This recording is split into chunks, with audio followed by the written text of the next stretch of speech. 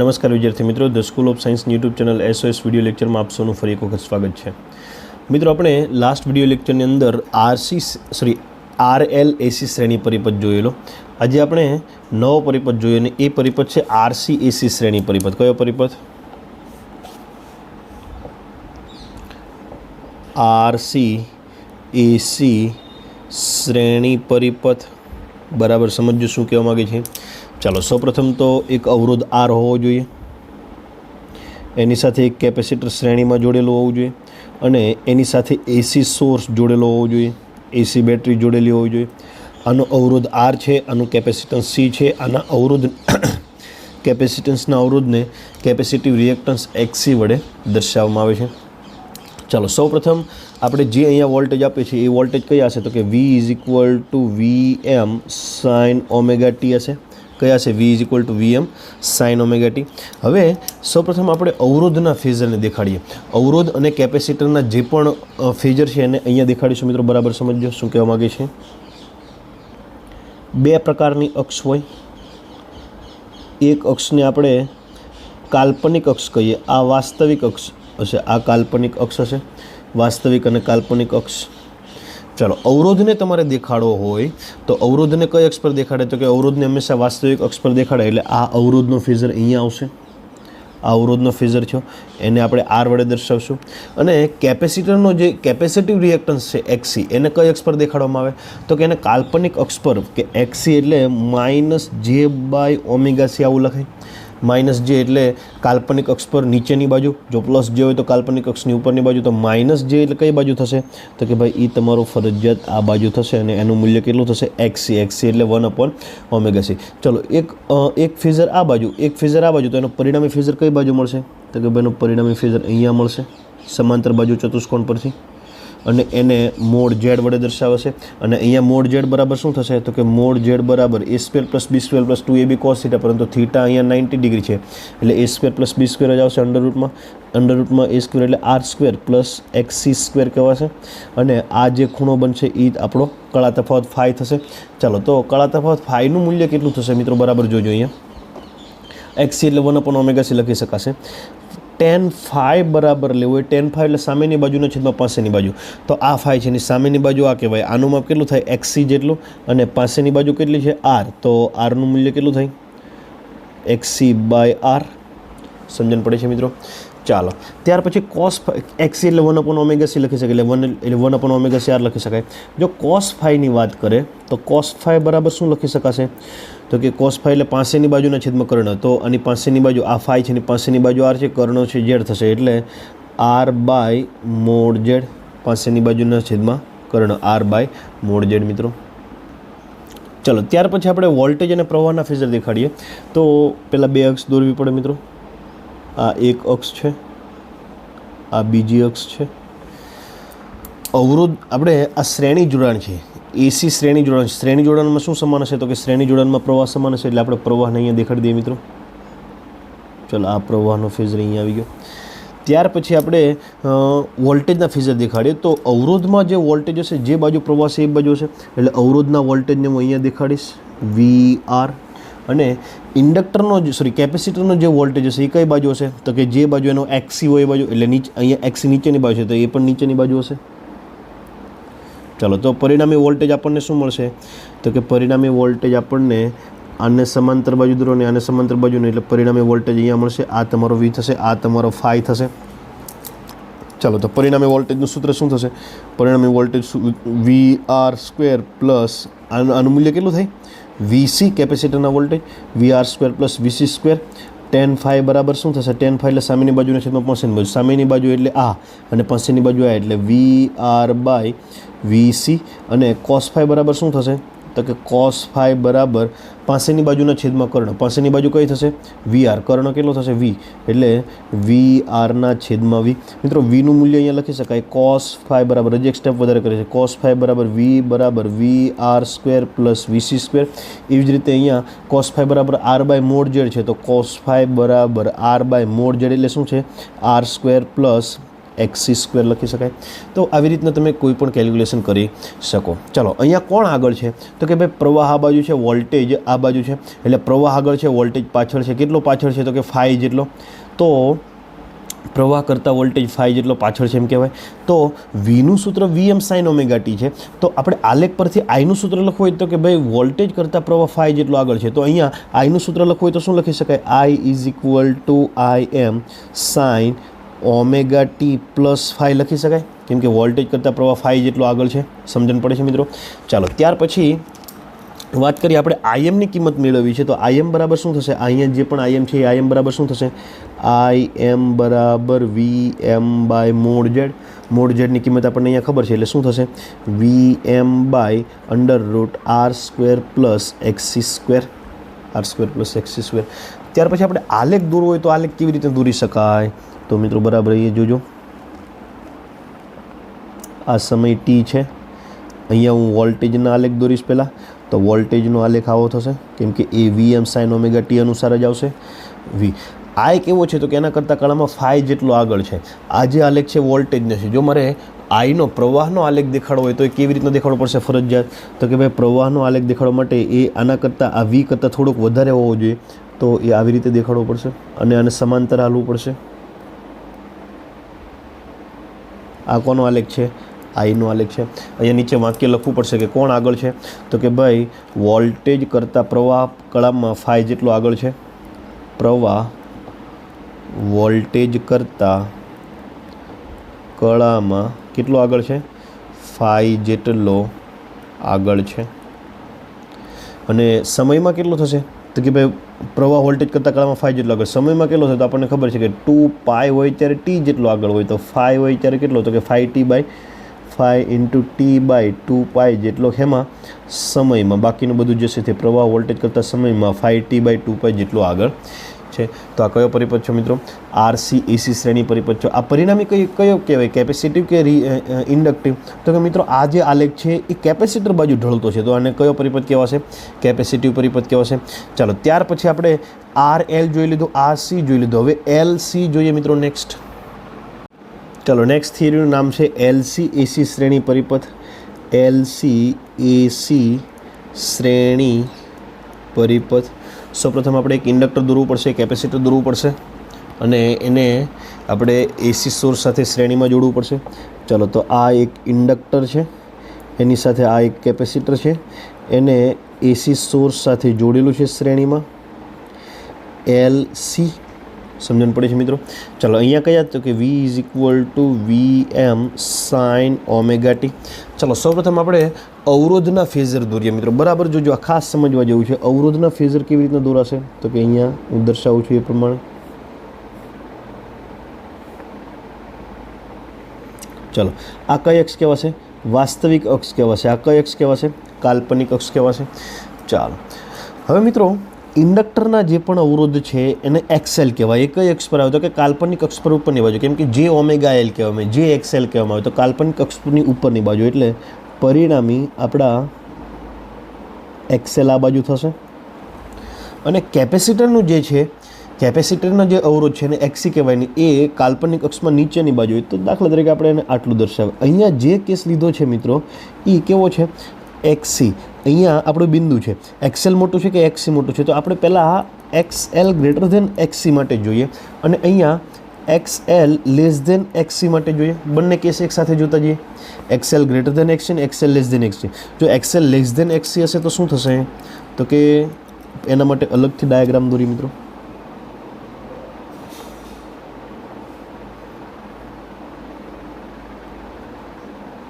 ચલો આ વાસ્તવિક અક્ષ, આ કાલ્પનિક અક્ષ, એમાં એક્સીને મોટું દેખાડો। એક્સી કઈ બાજુ આવશે તો કે ભાઈ એક્સી છે નીચેની બાજુ આવશે અને એક્સએલ કઈ બાજુ આવશે? એક્સએલ છે ઉપરની બાજુ આવશે। અહીંયા એક્સએલ લેસ ધેન એક્સી છે અને આ એક્સએલ ગ્રેટર ધેન એક્સી। ચાલો તો પરિણામી પરિણામી ઇમ્પિડન્સ કઈ બાજુ થશે? પરિણામી ઝેડ કઈ બાજુ થશે? તો એક્સએલમાંથી એક્સી બાદ કરો તો પરિણામી આટલું મૂલ્ય મળશે, આટલું માપ મળશે। અને આ કયું થશે તો કે આપણો પરિણામી મોડ ઝેડ, પરિણામી મોડ ઝેડ કેટલો થાય? એક્સએલ માઇનસ એક્સી જેટલો થશે। કેમ કે આપણો અવરોધ આ વાસ્તવિક અક્ષ પર કંઈ છે જ નહીં, જે છે કાલ્પનિક અક્ષ પર જ છે. એવી જ રીતે અહીંયા XCમાંથી XL બાદ કરો તો એ આટલું માપ આવશે એપ્રોક્સિમેટલી, અને એનું મૂલ્ય કેટલું થાય તો કે મોડ ઝેડ કેટલું થશે XC માઇનસ XL થશે. સમજણ પડે છે મિત્રો? ચાલો તો અહીંયા હવે આના પરથી મિત્રો આપણે શું કહેવાય tan phi મેળવી દઈએ. tan phi બરાબર tan phi એટલે સામેની બાજુના છેદમાં પાસેની બાજુ. તો સામેની બાજુ XL માઇનસ XC છે, પણ પાસેની બાજુ કેટલી છે 0. phi ક્યાં બનશે વાસ્તવિક અક્ષ સાથે, એટલે tan phi આમાં કેટલું મળશે ઇન્ફાઇનાઇટ. એટલે આપણે phi બરાબર શું કહીશું π/2. આમાં પણ phi બરાબર કેટલું કહીશું π/2. આમાં π/2 આ બાજુ, આમાં π/2 આ બાજુ. હવે વોલ્ટેજ અને પ્રવાહના ફેઝરની વાત કરી દઈએ મિત્રો, બરાબર જોજો. આ XL ગ્રેટર દેન XC માં વોલ્ટેજ અને પ્રવાહનું શું થશે તો એ જોઈ લઈએ.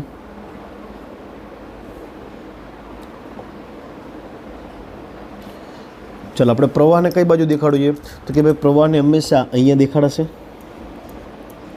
પછી ઇન્ડક્ટરના વોલ્ટેજને કઈ બાજુ તો કે ઉપરની બાજુ, ઇન્ડક્ટરના વોલ્ટેજની ઉપરની બાજુ VL અને કેપેસિટરના વોલ્ટેજની નીચેની બાજુ VC. તો પરિણામી વોલ્ટેજ કઈ બાજુ થશે? આ તમારો પરિણામી I છે. પરિણામી વોલ્ટેજ કઈ બાજુ થશે તો કે ભાઈ VL ઉપરની બાજુ, VC નીચેની બાજુ. એટલે પરિણામી વોલ્ટેજ આપણે આટલા થશે, અને એનું મૂલ્ય કેટલું થાય તો કે પરિણામી વોલ્ટેજ V બરાબર VL માઇનસ VC. સમજણ પડે છે?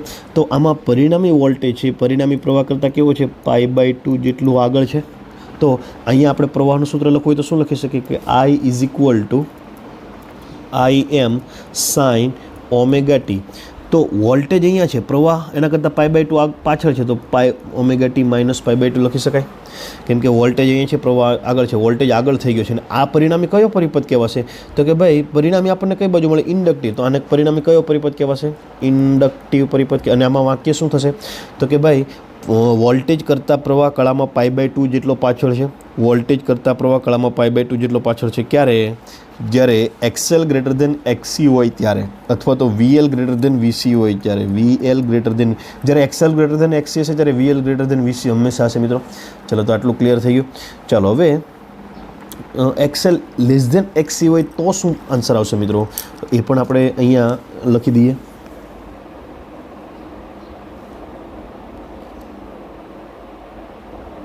ચાલો સૌપ્રથમ આપણે પ્રવાહના ફેઝરને દેખાડીએ. પ્રવાહનો ફેઝર હંમેશા X અક્ષ પર આવશે. ચાલો અહીંયા I થશે. હવે ઇન્ડક્ટરના વોલ્ટેજને, તો ઇન્ડક્ટરના વોલ્ટેજ નાનો રાખીએ, આ ઇન્ડક્ટરના વોલ્ટેજ VL, કેપેસિટરના વોલ્ટેજ મોટા રાખીએ, અને VC. તો પરિણામી વોલ્ટેજ કઈ બાજુ થશે તો કે VCમાંથી તમે VL બાદ કરો તો પરિણામી વોલ્ટેજ કઈ બાજુ થશે? પરિણામી વોલ્ટેજ આ બાજુ થશે, અને એનું મૂલ્ય કેટલું છે V is equal two VC minus VL થશે. V is equal two VC minus VL. તો આમાં કોણ આગળ છે તો કે ભાઈ વોલ્ટેજ આ બાજુ, પ્રવાહ આ બાજુ. તો બે વચ્ચેનો ખૂણો કેટલો π/2. તો આમાં વોલ્ટેજ કરતાં પ્રવાહ π/2 જેટલો આગળ છે. તો અહીંયા V is equal to VM sign omega T છે. એવું આઈનું સૂત્ર લખવું હોય તો શું લખી શકાય તો કે ભાઈ I is equal to Im sine omega T plus π/2 લખી શકાય. કેમ એવું લખી શકાશે? કેમ કે વોલ્ટેજ કરતાં પ્રવાહ π/2 જેટલો આગળ છે. વોલ્ટેજ કરતાં પ્રવાહ π/2 જેટલો આગળ છે. અહીંયા Im છે, Imનું મૂલ્ય શું થશે તો કે ભાઈ Im is equal to VM by mod Z. Sorry, Im is equal to VM by mod Z. Mod Z એટલે શું થશે તો કે મોડ ઝેડ એટલે XL માઇનસ XC. આપણે અહીંયા મેળવેલું છે મોડ ઝેડ એટલે XL minus XC. VM XL minus XC. અને જ્યારે XL બરાબર XC થાય ત્યારે અનુનાદ થાય મિત્રો, એ પણ તમને આગળ થિયરીમાં સમજાવેલું છે. તો આ LC જો હશે, L અને C હશે, તો બે પ્રકારના કેસ આવી શકશે. જે પણ પરિપથમાં ઇન્ડક્ટર અને કેપેસિટર બંને હોય તો એમાં બે પ્રકારના કેસ આવે. અને આવે કયા તો કે ભાઈ એક XL ગ્રેટર દેન XC માટે અને એક XL લેસ દેન XC માટે. ચાલો તો આપણે ટોટલ કેટલા પરિપથ જોયા? માત્ર L, માત્ર R, માત્ર L, માત્ર C. LC, RC અને RC ને RL પરિપથ આટલા જોઈએ. હવે ત્રણેયનો ભેગો શ્રેણી પરિપથ જોઈ જઈએ, LCRAC શ્રેણી પરિપથ, અને પછી આગળ તરફ વધીએ. ત્યાર પછી LCRAC શ્રેણી પરિપથની વાત કરીએ તો મિત્રો સૌપ્રથમ આપણે LCRAC શ્રેણી પરિપથ જોડીએ. નામ છે LCRAC શ્રેણી પરિપથ. સૌપ્રથમ આપણે શું કરવું પડશે તો સર્કિટ ડાયાગ્રામ તૈયાર કરવો પડશે. તો એક ઇન્ડક્ટર લઈએ, એનું ઇન્ડક્ટન્સ L છે. એક કેપેસિટર લઈએ, એનું કેપેસિટન્સ C છે. એની સાથે એક અવરોધ R કે જેને શ્રેણીમાં જોડેલો છે, એને આપણે વોલ્ટેજ આપી દઈએ અને એ વોલ્ટેજનું મૂલ્ય રાખીશું V = VM sin omega T.